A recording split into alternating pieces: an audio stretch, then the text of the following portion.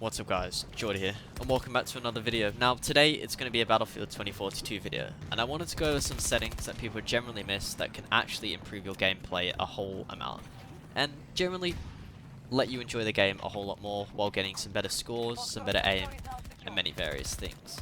Now, the first thing I want to go over is something that a lot of people do miss, especially in the settings, and I see a lot of setting guides miss over this, and it is quite an important thing due to all the explosive spam and just general chaos that happens within a Battlefield map. Now, that setting is the camera shake amount. Now where this is, it's in accessibility general. This is the easiest place to find it. It is probably somewhere else, but I always go to here to change this. And you want to make the camera shake amount as low as possible. What this does is it reduces the amount your screen shakes caused by explosions and just many other things like tank shells, helis, and just loads of people. This will help you increase your visibility of what's actually in front of you while reducing motion blur as well, and that goes into the motion blur, and putting this on 0 along with your HUD motion off, it just disables a lot of stuff moving around and getting in your way. That is the first tip, and I believe that just makes the game a lot easier to look at and also improve your visibility and what you're actually seeing. Now, the second tip would be your field of view, along with ADS field of view. Now, for me, my field of view is on 105, which is the max that you can go, along with the field of view being on.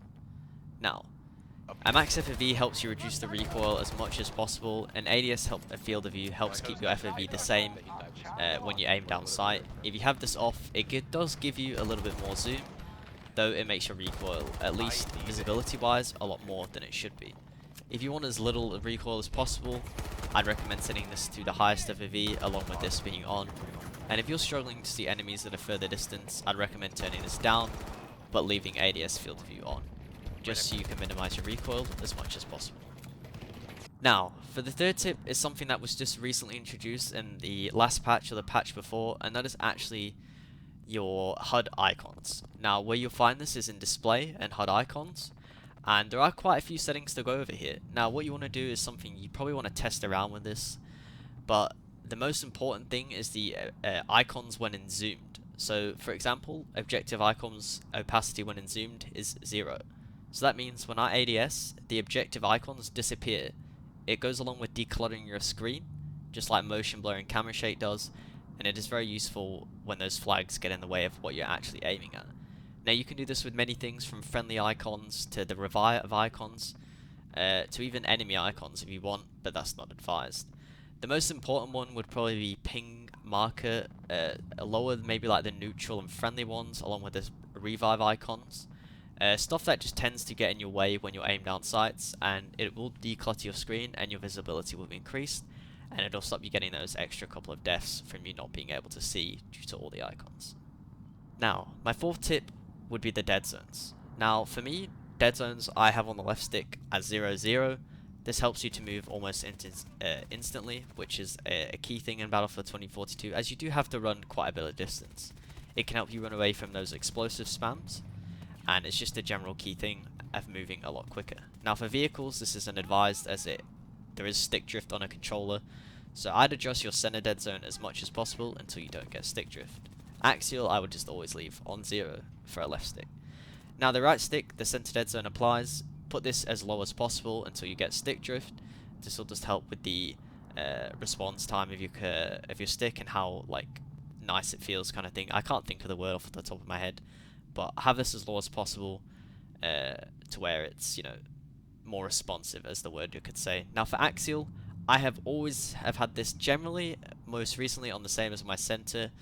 What this does is it just cancels out your horizontal and vertical inputs. Now, this is the best on 0 if you get used to it. I think the default is 15. I would lower this to about 10.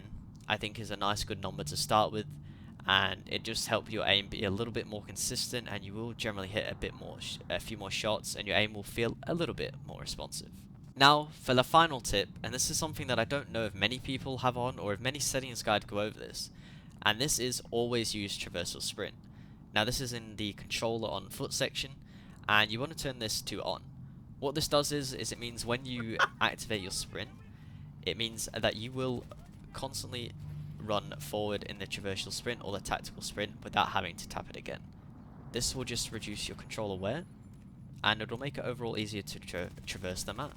There is no penalty for having this on, so you will not ADS slower or fire faster. It's just a general tip to get around the map a whole lot faster. Now, if you have any questions on any of the tips I've given you, or if you have any tips for anyone in the comments yourself, feel free to leave a comment. But if you enjoyed this video and it helped you out, feel free to leave a like and subscribe. I'm going to do one of these for Battlefield 5, even though the game is getting close to 4 years old now. But hopefully this video helped. Any new players that I've joined in Season 1, let me know how you're enjoying it. But until then, I'll catch you guys in the next video or stream. Peace.